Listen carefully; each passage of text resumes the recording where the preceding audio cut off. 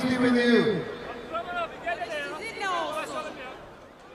Alhamdulillah, 100 years have passed and Turkey is now stronger than ever.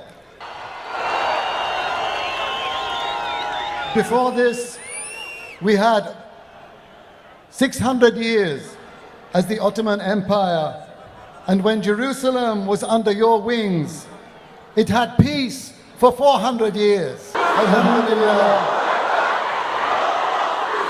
I say thank you.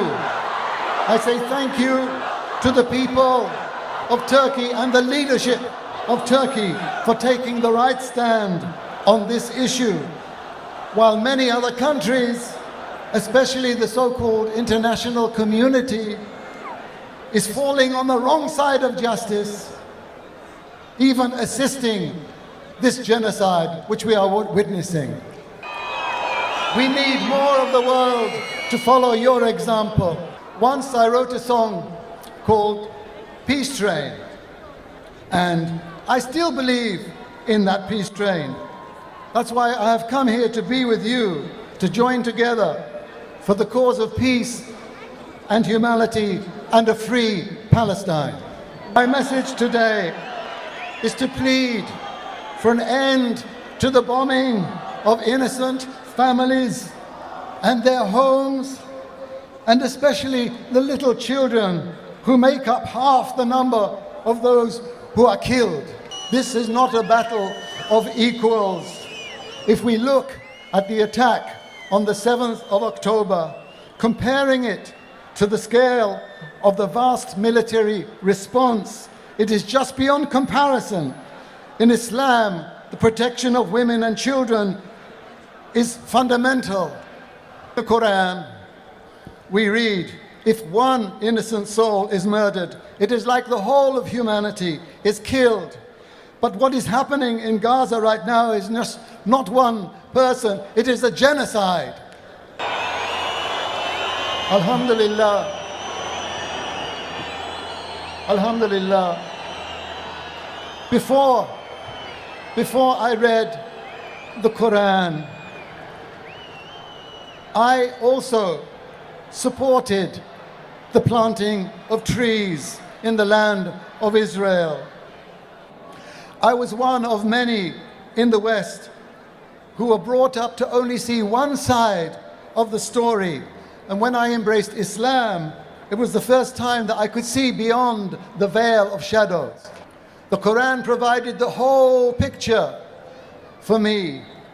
Abraham, in the Quran we read, he was not a Jew and he was not a Christian, but he was an upright man, Hanifa, who had surrendered to God. So the next message I'm going to give is going to be directed to the people of Israel. Netanyahu is not your prophet. I ask you, the people of Israel, to abandon this path of doom and destruction and return to the heart of humanity. Remember the original message of God to you.